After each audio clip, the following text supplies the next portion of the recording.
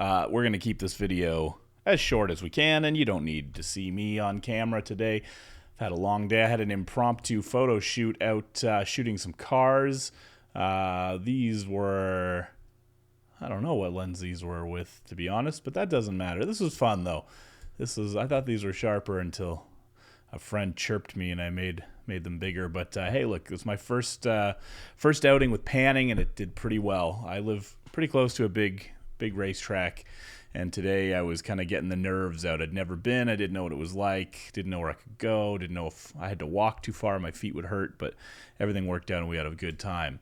So the point of this video today is not race cars. It is going to be looking at the comparison between the 100 to 400 and the 200. So here we go.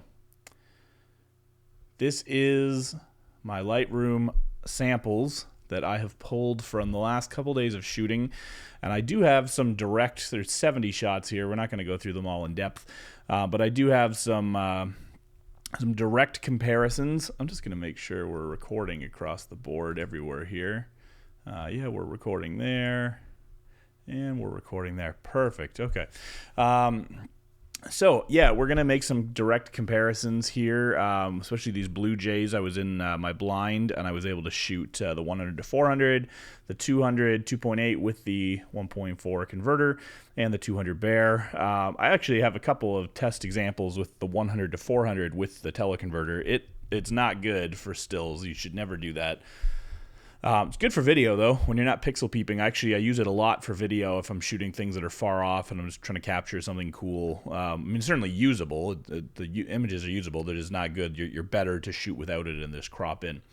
But yeah, I've had several people asking in my comment section about comparing these, and I think, well, you know, these aren't cheap everyday lenses that fit everybody's budget. I would say that if you compare them around the industry to other lenses you would get, I think they are quite affordable. You know, the 200 2.8, if you're comparing that to a 400 2.8 on full frame that costs $17,000 or something, you know, there's a big difference. And again, as we've talked, you're giving up some depth of field, but especially when you're shooting wildlife, as you'll see, depth of field's not an issue in most of these photos. And a lot of times the way a 400 2.8 looks on full frame, I think, is a little too creamy for some birds.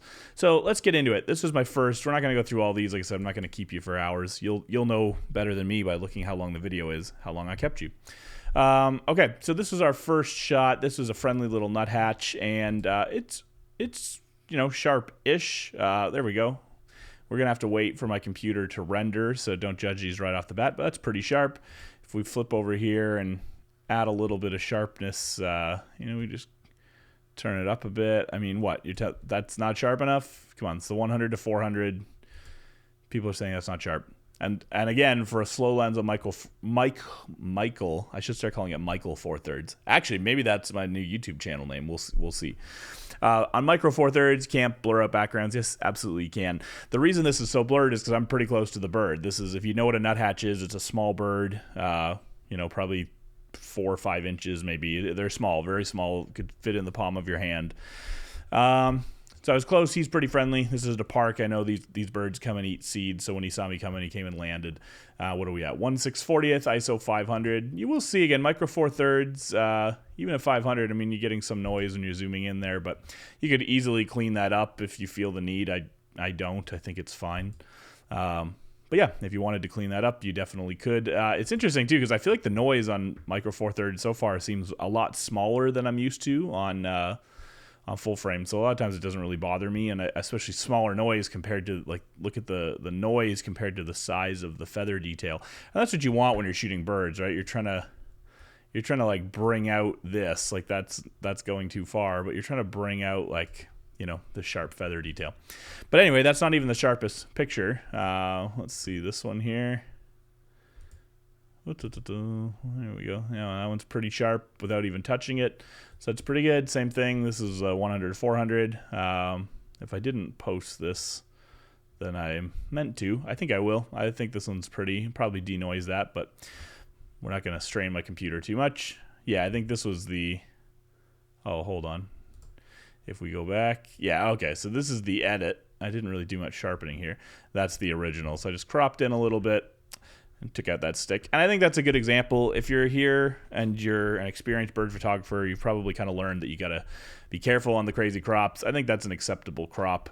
And this is, again, so you're shooting 1 to 400. If you were shooting this, you know, if you look at a crop, if you were shooting the teleconverter, then you probably are around that size. So easily you can just crop that in. That's not a big deal. Where you get into trouble is if you start trying to crop something, you know, down like this or something. And you'll see war crimes like that on Facebook and that. Now, this was all the 100 to 400, and we're going to do some direct comparisons of the same bird on the same perch.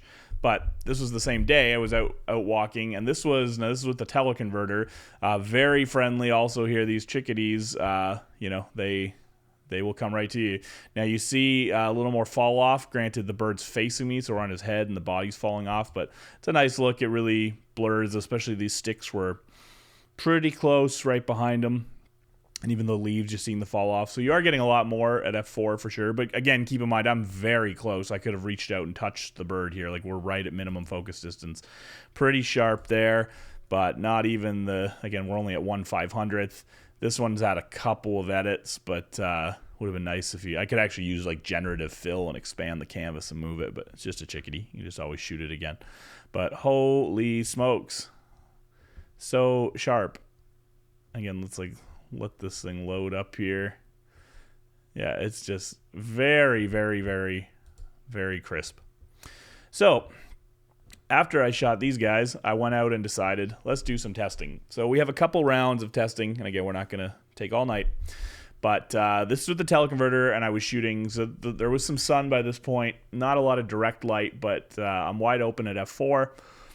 All these tests will be wide open. This was at ISO 100 and 1/1000. So trying to freeze some motion, and that's nice. That's, again, like, that's probably the kind of crop you could do. 100% crop, you could probably get away with that. This is the prime, so it looks really good. And I definitely, like, don't get me wrong, if I'm not, the point of this video isn't to say that the zoom is better image quality. The prime is definitely better image quality. It's just you know, I think it's the versatility, it's the cost. Like, if I could only have one lens, then I would have the 100 to 400. I'm glad I have both because they're both useful in different ways. Again, it's hard to, I don't know why this doesn't tell me when my computer is loaded, but super sharp. Again, like, it's just looking good.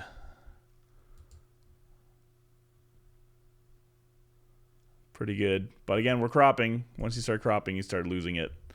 So again, I think here, like, now you're starting to back off. There's no teleconverter, and you're gonna see the difference too. Like, if you're raging and you're saying, "Oh, that's not sharp," or "That's not something," like, watch the whole video. These shots were in my vehicle. Now the weather's pretty warm, but I think there is a little bit of heat distortion here, just the way they're sitting. Like, you'll see the shots today when it's overcast at my blind at basically the same distance. Like, I was pulled over on the wrong side of the road shooting these guys on the fence. That was probably 15, 20 feet, but the ones at my blind are way sharper. Granted, the birds at the blind were a little bit bigger. Blue jays and robins are twice the size of this bird. So this is a small bird, and you really, you know, have to put in the work. Now, here's the issue, I think, when you get to the 200 bear, you take out the teleconverter, now you have to really crop. And again, you can do it. I mean, I think that would be okay if you had to, but I would try to avoid it. Okay, here we go, embedded preview. Let's give it a minute to load here. So this is the 100 to 400, and you know, I think right away you're getting a way bigger bird. Like, the details here are similar. That's my kid. You know, the size, I don't think they look that different here. And again, we're going to get some, like, I mean, you don't have to take my word for it. You can just look and watch. I'll upload this in 4K. This is tough, though, because you are getting light, as you can see, and then the light creates some weird reflections. Obviously, you've always got to deal with movement. So we'll, this one I wasn't shooting back and forth with him. Just for example, so here's the teleconverter on the zoom. This is starting to look real bad. Now, but again, you can also see the heat distortion. Like, you know, there might be some motion blur here. I'd stopped it down. but like the bird wasn't really moving, like even though he's moving his head around, but like pretty slow. They're not they're fast in the air, but when they're perched they're usually pretty chill, unless they're preening. But yeah, you're not getting much here. Now granted, this was cool. I wish I had shot this with the prime, but I mean I can clean this up and work with it, but it was just kind of fun when they land. But these are actually the best moments I got. But that's what happens when you're out gear testing instead of like actually trying to make photographs. Now we're back to the prime with the teleconverter. Definitely sharp, better light too. I think the iridescent blue, oh, she's been banded. The iridescent blue on the males makes it harder. I think just the way it shines is like harder to check because it gets all natty. But okay, now you're getting really, really sharp. And again, if you compare that to like the earlier shots here,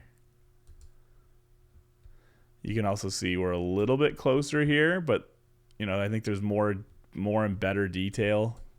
And this is the same lens and teleconverter.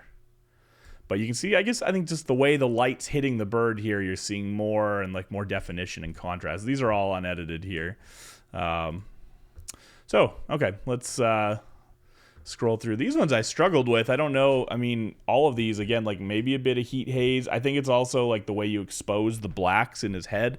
I mean, it's not excuse me, it's not sharp, but you're not getting that same detail on this one. And I think that's what's important. I think my biggest gripe since I switched over to Lumix and I'm looking at new gear and watching reviews is a lot of people just talk and don't post results. So, I mean, I'm guilty of that too sometimes, or I don't post enough results. But I think you really need to like see the gear in action and make up your own mind. If you think it looks good, then buy it. I think there's a guy, I think Richard Cook, I want to say, forgive me if the name's wrong, but he had some YouTube videos and some Instagram stuff, and he was the first person to show me that 100 to 400 was really, really sharp with somebody who knew what they were doing, and I think that kind of gave me the confidence to buy and move on it. So, okay, I think we're just about done. I was trying to use pre-capture here. These ones actually weren't supposed to be in the comparison because I just love these birds. I'm a big kingbird fan. So I was kind of chasing him down the road. I would move my truck and he'd fly 5 feet, and then I'd move my truck and he'd fly 5 feet. He wasn't hunting, he wasn't nesting, so I think he wasn't particularly perturbed. And if you're worried about ethics, I did this for like 3 or 4 minutes on a road that these birds don't get bothered very often. So we're not super worried about it. Okay, so now we get to my yard. I don't know why I underexposed this one so much. It's kind of fun. This will be interesting here because we're looking at noise too. So this is fairly noisy. Again, you could clean it up, but there was no light, super overcast, and I underexposed. We're only at 640, but remember that the way your noise is going to show up is going to be heavily dependent on what the ambient light looks like. If there's no ambient light, if there's no light on your subject, you're going to have problems with any camera, and you're going to see those problems in the noise quicker on Micro Four Thirds. So now, granted, if you're just looking for a clean portrait, and I don't know why it was an F9 too, I must have hit the dial wrong, but if you're just looking for a clean portrait, you can also stop way down. I mean, you could get clean, sharp bird shots at like 1/50th, but you're just going to have to rattle off a burst because you move, the bird moves, so you're going to have to shoot a lot of shots until you get one that's like super sharp. But I started cleaning up my exposure.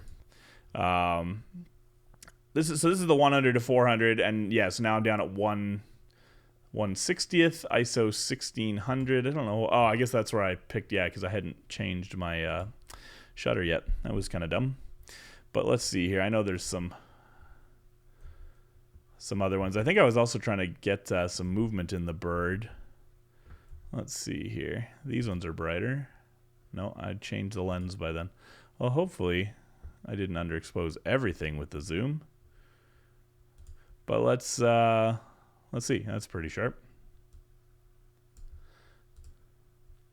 Yeah, okay. So, okay, I think that's a pretty good example. So 1/200th back at 6.3 wide open at 640 on the zoom. You know, that's pretty good. One funny trick if you don't want to use the AI, I learned this from my buddy Rain, who might be watching this. Who watches this? I know Rain, Kyle, Matt. shout outs. All the rest of my friends can suck it. So yeah, if you don't want to use an AI, the noise removal, you don't want to use Topaz, but you don't want to kill your detail, you can always just isolate the subject, and then, remove the noise in the background, and you're getting, cleaner, noise is gone. You don't really see the noise on the bird because you're worried about the feather detail, but it just gets rid of the noise in the background, so that's pretty nice. And if let's do one more. Let's select our subject here, and let's just sharpen him up a bit. So I think that looks pretty good. Again, you could denoise. If I was going to work on this, I'd probably denoise it more. But we're trying to shoot comparisons. So which one was this that we worked on? This was 43. Okay, so now we're over to the 280. Speaking of ethics, there's my peanut butter. It worked. It's a nice pose. And it looks better for sure. I mean, again, like I said, I'm not trying to say that I think the zoom looks better, but I do think they both look good. Let's go back to Let's go back to this. Let's reset it, and let's just bring up the exposure, just so they're similar. Okay, hold on. Let's get you, what did I do? I don't do this very often, so. There we go. No, it's the same picture. Holy smokes. Come on, bud. There we go. Okay, so that's the 280, that's the 400. Okay, so what do you see at 100%? You're getting definitely closer on the 400. And again, like, you've got to watch how the light's hitting the bird. That will make some changes for sure. But I guess my point is, I think these are both sharp enough that you could kind of clean either one. In terms of the noise, this was at 1/1000th. I guess I changed my settings a little bit on this, but pretty close. But you could definitely work on both of these and kind of get them in the same spot. And I think that's what I'm noticing is, again, if I have the situation and I know I can get close enough that I can shoot here, then I'd probably take the prime every time. But it's interesting. The background's like, it's actually, you've got a softer background on the zoom because you've got so much more compression, right? So like, look at the bokeh balls are bigger and smoother than they are on the 200. Now, if I was closer to the bird with the 200, that would look better. That would look different. If I needed the faster aperture, if I was trying to shoot action, that would be better. But if I'm just shooting like bird on a stick portraits, I have no issue at all with the zoom. And again, if you look at these side by side and you have an issue, then, buy the 200. I think it's been discontinued, so you can buy it before it's gone and you can't find it. But I think the size difference, like that's the difference in size side by side when you're looking at 280 versus 400, and that's pretty big. I think you can't get over that. If you don't want to crop your image heavily and you can't get closer, then the zoom is pretty compelling right there. Both of these birds are shot. This is right around 20 feet away. And a blue jay is the size of I don't know where you're watching this. It's a blue jay. It's kind of the size of like a medium-sized song. It's a big songbird, I guess I would say. It's like half the size of a crow. Maybe that's not true. It's like the size of a squirrel. I don't know. Oh, that one's fun.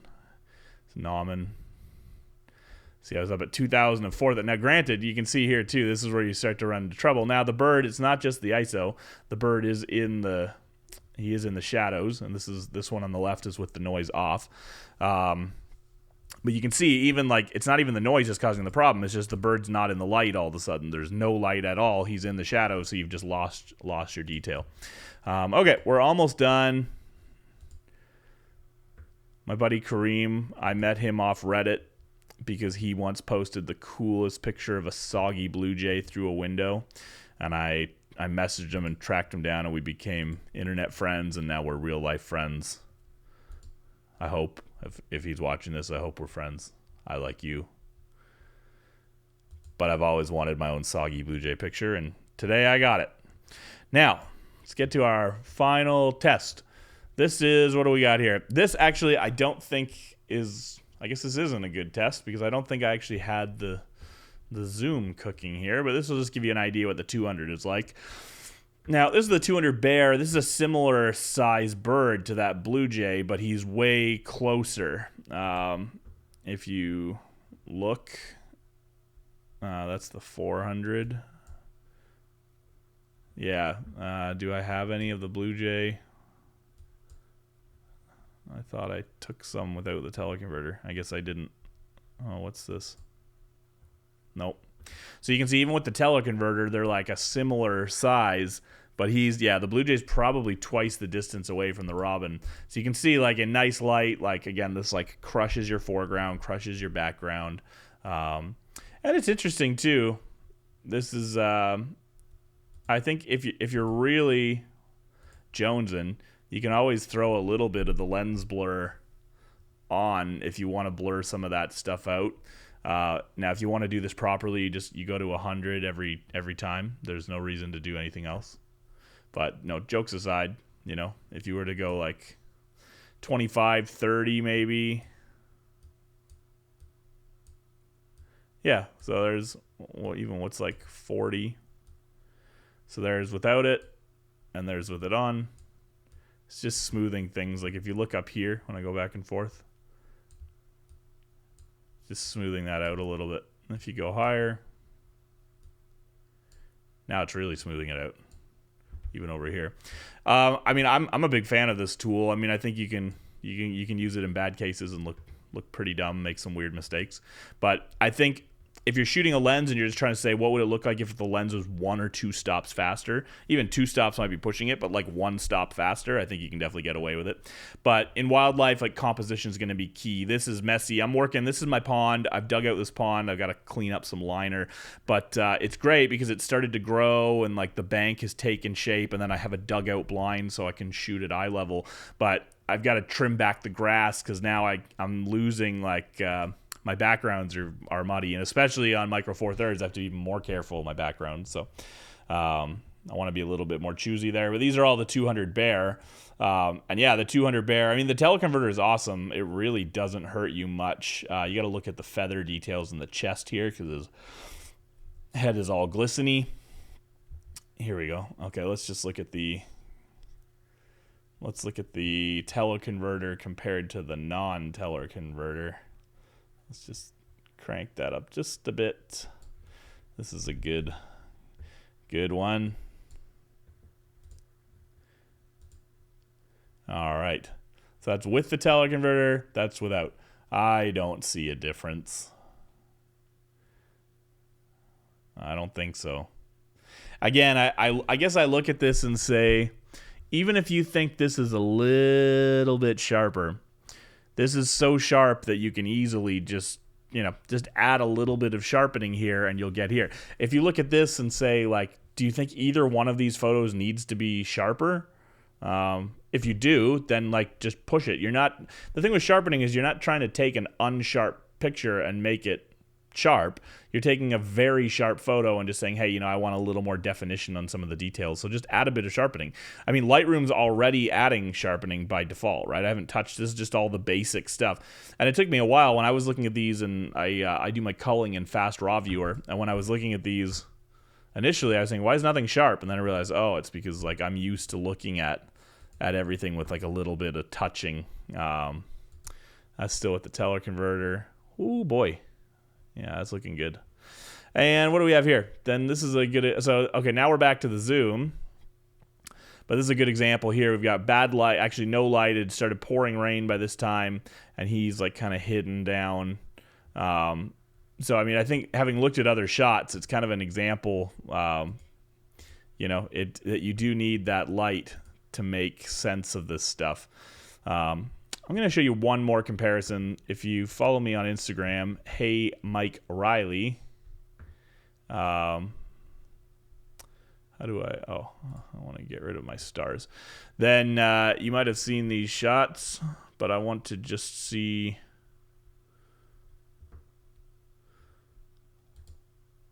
where are... Okay. So that's an example. I don't want to spend all night here. I'm going to wrap this up. But this is an example of again, like you are getting the feather detail on these birds as you, let's see. You're getting the feather detail on the birds as you get them into the light. Why can't I? Hold on. That's the 400, and then where was... Oh, I don't know. Now I've lost myself. Now I've lost it. I don't know what I'm doing. I don't know how to compare them. But you are getting the detail if we look at... let's just look at them on their own. So that's the 400, basically. This is completely untouched. I never added to this picture. You know, that's quite sharp. And again, like you're having some struggles on the head. I'm not saying it's a great picture, but if you're just looking to say, like, where is the image quality, if you want a little bit more, like that's quite sharp for sure. Now, where is... let's see here. So here's the 200. And this was in worse light, no direct light, so it's not a great comparison here at all. I think here is a better... Let's reset that. Okay, yeah. So here was the original crop. This is going to be the last one. There's the original crop. And there's when you zoom in with no sharpening or anything. So the 200 is quite sharp for sure, but again, you got to crop in. What I like about it is the rendering, if you get it. Like, I mean, that's really smooth and creamy, so it's really beautiful. But anyway, the point of this, like I said, we're gonna end this here. The point of it is both of these lenses are beautiful. You know, if you get the 200 on sale, I got it for 3,000 Canadian on sale. It's normally 4,000, so that was a really good deal. You know, like I said, I hopefully this video gives you the juice to kind of look at them both and decide what you want. But I've had people telling me, you know, that the 100 to 400 is not sharp, and it absolutely is. If you're not getting sharpness like I'm getting out of the lens, then you know, I think it's potentially either you've got a bad copy or you're just kind of shooting it with some bad habits. Like, again, if you're too far away and you're shooting in weird light, that's going to make any lens look not sharp. I could show you pictures from my 500 f4 on full frame that look very bad and they're not sharp at all, just because you know, it's hard to capture these tiny little details on a tiny little bird, and you have to remember the size and the proximity and all that good stuff. So anywho, yep, that's going to be it, and thanks for watching. I hope this comparison was useful, and yeah, we'll be back at it soon, hopefully with some automotive.